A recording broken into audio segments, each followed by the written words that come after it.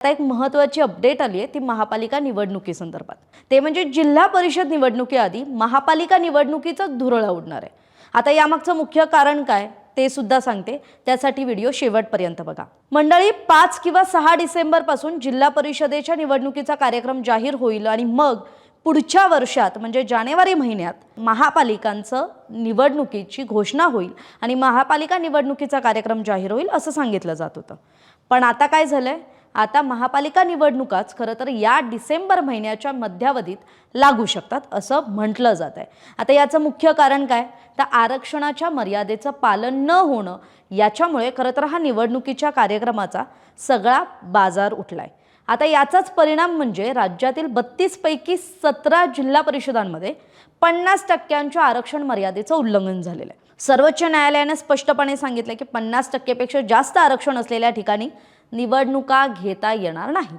आता या नियमांमुळे जिल्हा परिषदेच्या निवडणुकीचा कार्यक्रम पुढे ढकलला जाऊ शकतो आणि मग अशातच निवडणूक आयोगाकडे वेळ हा खूपच कमी आहे आणि मग कोर्टाचे आदेश तर फॉलो करायचे आहेत, कारण कोर्टाने स्पष्ट सांगितलंय 31 जानेवारी 2026 पूर्वी स्थानिकच्या सर्व निवडणुका पूर्ण करा।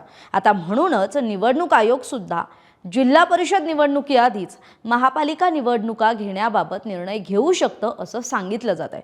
बरं, महापालिकांमध्ये सुद्धा आरक्षणाचा मुद्दा नक्की आहे, पण फक्त नागपूर आणि चंद्रपूर महापालिकेमध्ये 50% आरक्षणाची मर्यादा ओलांडलेली आहे। बाकी सर्व महापालिका निवडणुका या वेळेत घेता येऊ शकतात आणि त्यामुळेच महापालिका निवडणुकांसाठी एक महत्त्वाची तारीख समोर आली आहे, ती म्हणजे 10 डिसेंबर।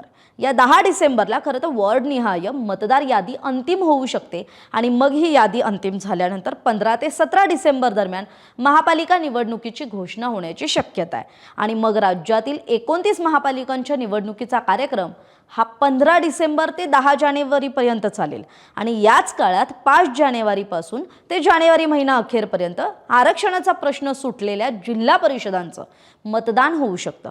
पण काल मतदान झालेल्या आणि 20 डिसेंबरला मतदान होणाऱ्या नगर परिषद आणि नगर पंचायतीच्या निवडणुकांचे निकाल हे एकाच दिवशी 21 डिसेंबरला जाहीर होणार आहेत। त्यामुळे आठवडाभर आधी म्हणजे 21 डिसेंबरला निवडणुकीचा निकाल लागण्याआधीच महापालिका निवडणुकीचा कार्यक्रम जाहीर होऊ शकतो असं कळतंय। त्यामुळे थोडक्यात सांगायचं तर आरक्षणाच्या गोंधळामुळे जिल्हा परिषदेच्या निवडणुका पुढे आणि मग महापालिका निवडणुका आधी होऊ शकतात आणि पुढचे 2 महिने हे महाराष्ट्रात निवडणुकांची मोठी धामधूम पाहायला मिळू शकते। त्यामुळे आता नव्या वर्षात आपल्याला आपापल्या भागातील स्थानिक स्वराज्य संस्थांमध्ये नवे सत्ताधारी पाहायला मिळू शकतात। आपल्याला हा व्हिडिओ माहितीपर वाटला असेल तर जास्तीत जास्त शेअर करायला विसरू नका।